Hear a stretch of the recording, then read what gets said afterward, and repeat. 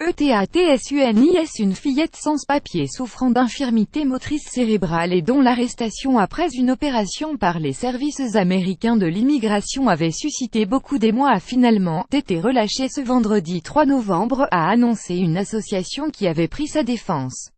Rosa Maria Hernandez a été relâchée 3 jours après que l'American Civil Liberties Union ACLU, la principale association de défense des libertés, eut engagé des poursuites contre les autorités. Nous sommes très heureux qu'elle puisse rentrer chez elle, a déclaré un avocat de l'ACLU, Michael Tan, dans un communiqué. Mais en dépit de notre soulagement, la décision de la police des frontières de CN prendra une fillette dans un hôpital pour enfants reste indéfendable. Aucun enfant ne devrait subir ce genre de traumatisme et nous essayons de faire en sorte que cela ne se reproduise pas, a-t-il ajouté.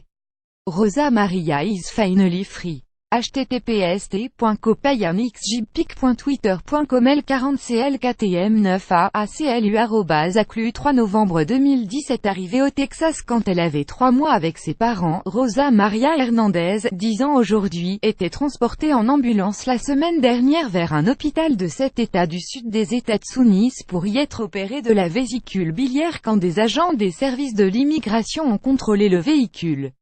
Ils ont ensuite suivi jusqu'à l'hôpital la fillette qui souffre d'infirmité motrice cérébrale, une pathologie liée au développement du cerveau affectant les mouvements et le contrôle des muscles.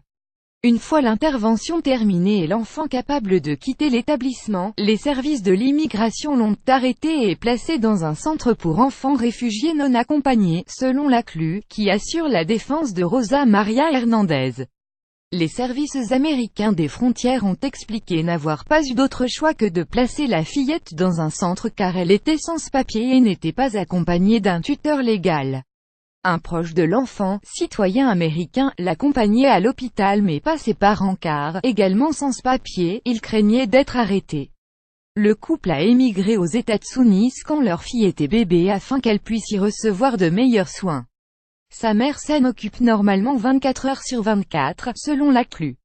Lire aussi à peine opérée, une fillette sans papier arrêtée à l'hôpital par les autorités américaines pour être expulsée. Un employé de Twitter sur le départ a désactivé le compte de Trump. Quelques minutes. Trump n'a pas eu à chercher bien loin pour nommer le nouveau président de la Fed. Pour suivre les dernières actualités en direct sur le HuffPost, cliquez ici. Tous les matins, recevez gratuitement la newsletter du HuffPost. Retrouvez-nous sur notre page Facebook. À voir également sur le HuffPost plus ACLU États-Unis Immigration internationale. Rosa Maria Hernandez envoyé une correction.